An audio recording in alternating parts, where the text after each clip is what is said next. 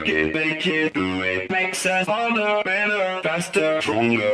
That don't kill me, can only make me stronger. I need you to hurry up now. I'm Nick Swald. And I'm Chris Bryan. In the show today, we'll be recapping the spring sports as the rest of the team started their seasons over spring break.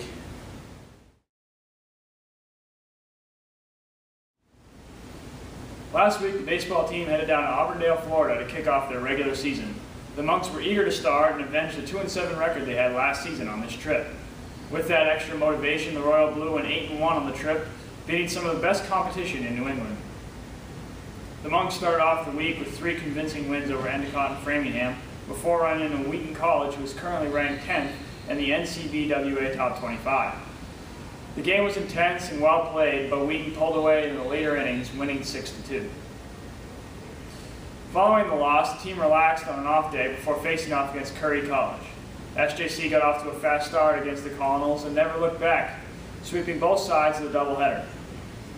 With only Keene State and Western New England remaining, the boys were focused on finishing the trip out strong.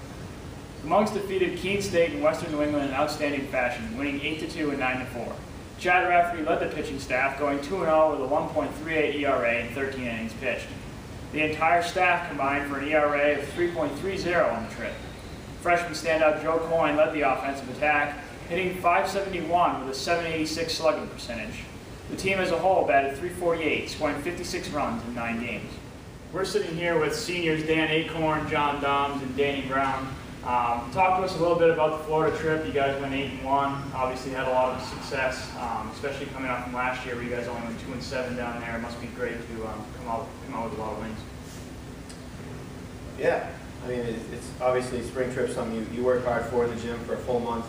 We've been rearing and ready to go for a long time, and it's great to get down there in the good weather and play well. Traditionally in the past years, I know, we get down there, we haven't had the hottest start, so our whole focus this year was to get off to a quick start, and we did that, and we stayed consistent for the most part all year. Our pitching did what we thought it would, and gave us some real good outings, and our bats came together early and stayed consistent. We struck some good approaches together and got the job done, so we're overall very, very happy with what we accomplished down there and hope to keep it rolling, back up north.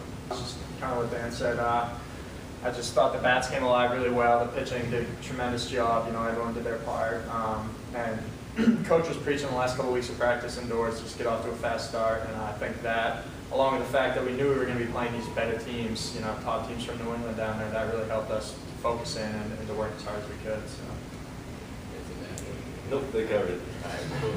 Now, you guys got some new freshmen this year. Talk about, a trip like Florida, something where you guys are basically just you guys as a team together. Talk about how that helps them be able to fit in. And you guys came off, like you said, to a quick start. You guys knocked off Western New England, number 18. Talk about that, how, the freshmen were able to fit in with all this happening down in Florida. Well, I remember my freshman trip down to Florida, and it was just everything in the game was so fast-paced. And I thought the freshmen this year did a really good job slowing the game down. Just making it a simple game. A couple of our freshman catchers hit the ball really well. Winnick was a team that won the regionals last year, and I thought it was just a really good win for us to have get it under our belt. It would have been nice to beat Wheaton, could have been back and forth. That was the one team we lost to, but it was just really good to beat good quality caliber, high caliber teams down in Florida instead of just going down there and mailing it in. Last year we played the same caliber teams and we finished 2-7. This year we went down the same teams, 8-1. Just really good start of the season. I think one of the things that really helps the freshmen adapt down there and feel more comfortable is the fact that they are with us, day in and day out, all day long, and they see more of us down there hanging out in the hotels and going out and doing things with us, and that just makes them more comfortable. I think that translates over to the game. They're not so tense and nervous, and they just go out there and try to have fun. So. It's definitely a progression. It's a building thing, over the years. I feel like the baseball team, I know these guys would agree, has always had unbelievable chemistry from the upperclassmen all the way down to the freshmen, and it's no different this year. It's just as strong as it's ever been, and that's no small thing. It helps everyone to play comfortable, play well, and you can see it with the young guys coming in and playing confident and getting the job done when they were called upon. As we're going down there and playing these top-tier teams, yeah, it's getting the job done down in the regionals the past couple of years and seeing that we can actually compete with these guys has really been a huge step for the program, and it's really it's carried over into this year. We know coming in this year that we belong up there with them, and you know, we're not shying away from those top programs. We're up there with them, and it's only going to get better from here, I'm sure. So. Now you guys are stepping up this year into senior leadership roles. Obviously last year you lost some really high caliber players with Chris Campbell and Mike Boris, the likes of those guys. And like you said, you went 2-7 down there last year. So how was it different for you guys this year, maybe approach-wise, to come in and say, we got to approach this different than we did last year, and take what we learned last year and put it into this season so we can get off to a fast start? Well, maybe we just maybe relied a little bit too much last year on our top hitters, our main guys. I think this year up and down the lineup we're very balanced, and everybody has a role, and everybody plays it really well. So yeah, I think even though we lost Todd Boris, Chris Campbell, we have guys that are stepping up and filling those roles. Maybe not to the same extent, but at the same time, people behind them, in front of them, are picking them up, and everybody's it's just a really balanced offense. It's playing really well. Like what Dan said, as you can see, if you look at the numbers, obviously, but the lineup just 1 through 9, everyone hit the ball well down there, and everyone was doing their part. Guys coming off the bench doing the things well, and I think try not to focus so much on, certainly don't focus on what you lost, but certainly what you've gained. And freshmen that have come in and transfers, whatever it might be. And I think the feeling we had down there last year, starting off 2-7, that was just obviously nobody wants to feel that. And we knew if we could get off to a good start here in Florida and have them come out, with a much better record, then we knew we could have success when we come back up to New England. So Certainly some big shoes to fill from last year. It's tough to replace those kinds of big sticks at the top of the lineup, but every team's in the same boat. Every team lost something, and we've obviously got the pieces to replace it. So I think the biggest difference from last year to this year is the depth of players that we have. Everyone can contribute. Everyone, for the most part, knows their role and is embracing it, which is a huge part of the team chemistry and what's happening with the success. We're a real deep team, and that's going to pay dividends come the end of the season. Now you guys are seniors here at St. Joe's. Talk about maybe your years in the program so far. Nothing I'll ever forget. I've been fortunate enough to play on some pretty successful teams throughout my entire career. Going all the way back to high school and even Babe Ruth and all that stuff. But these are the glory days. This is what I'm going to remember the most. I've never been a part of a team that's been closer, more of a tight-knit, family-oriented team. It's a tremendous experience, and I'll never forget any of the people I've met or the games we've won, or some heartbreaks we've had. Everything, good, bad, ugly. Yeah, here we go. Waters. But it's a bittersweet thing. It's got to come to an end at some point, and going to make the most of this last season. Couldn't have done it with a better group of guys. So. Yeah, I think we're fortunate enough to have played with some really talented players in years past, kids that were older than us and kids that are younger than us. And, it's been the greatest experience of my life being here and playing on this team and be part of this program. And, you think about it, and it's not just about what happens on the field, but it's a relationship you have with those guys off the field. And you are like one big family and it's a bunch of best friends. And certainly some of the best moments of my life have come from playing on this team. So. Yeah, I'm just taking it and hopefully cherishing every moment that I can. I know I appreciated Florida a lot more this year, knowing it's not going to be there next year. I appreciate every one of these guys more this year just because you just never know. It's crazy to see everything that we've worked for is coming to an end, but at the same time, still got a lot more baseball to play. And I'm looking forward to it. I feel like this team can do some really good things with the chemistry we have, the ability, just the depth. So, I don't know, it's just it's a weird feeling, 15, 16 years of baseball, and it's just wrapping it up.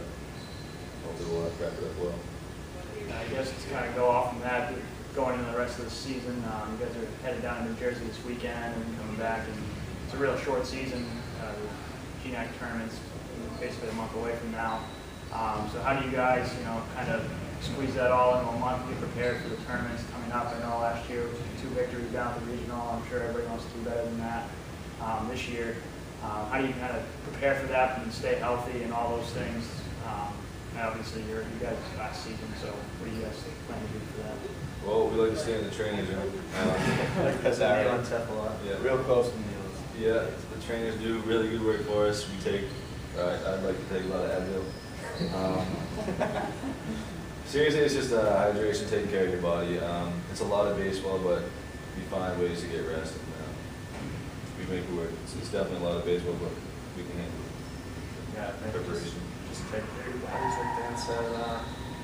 It's more of almost a mental thing than it is physical. Really, it just takes a toll on you, but you get used to it after a few years, and I think it'll be tough on the freshmen, but I think they'll get used to it really quickly. But you just got to take it one day at a time. You know, and I know for the pitchers, it's hectic on them. There's so many innings, and not a ton of pitchers, but I think as long as the pitching can hold up, guys can always step to play defense. So. Absolutely. It's definitely a long month, but it's fun. It's something that we've been preparing for, before the season even started with our preseason conditioning.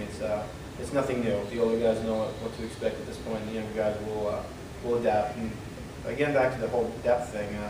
If a guy has a nagging injury and needs a day off, then they'll be able to get it a day or two off.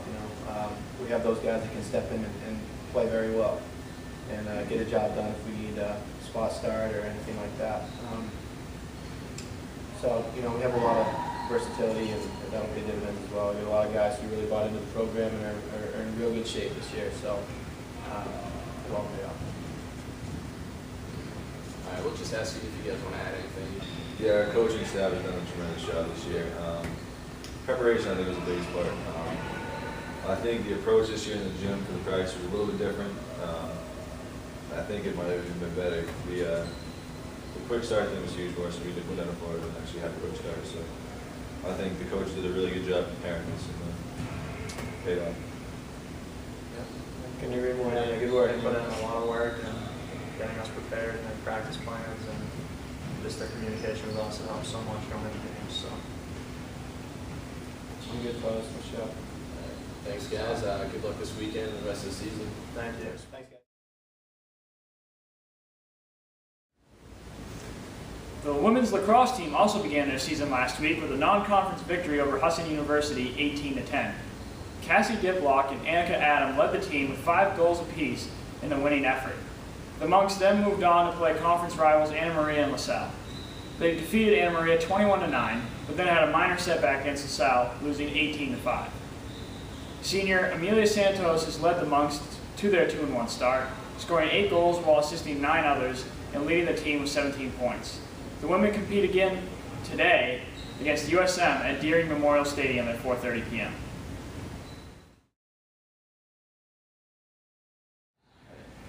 The men's lacrosse team is now 1-5 overall, playing all games out of conference. Senior captain Chachi Horian leads the Royal Blue with points with 14 and goals with 12. The Monks will play next today, home against the University of Maine of Farmington. The game is due to start at 7 o'clock. Make sure to check out GoMonks.com, where we have 22 Question Tuesday featuring the men's lacrosse team.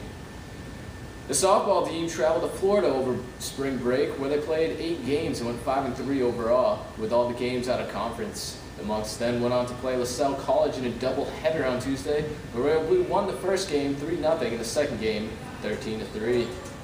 Senior captain Maddie Kluna leads St. Joe's in strikeouts with 23 and a batting average of .615, a slugging percentage of .769, and runs batted in with 9. Senior captain Emily Leveroni leads the Monks in hits with 13. The Monks are now 7-3 overall and 2-0 in the conference and are on a 7-game winning streak.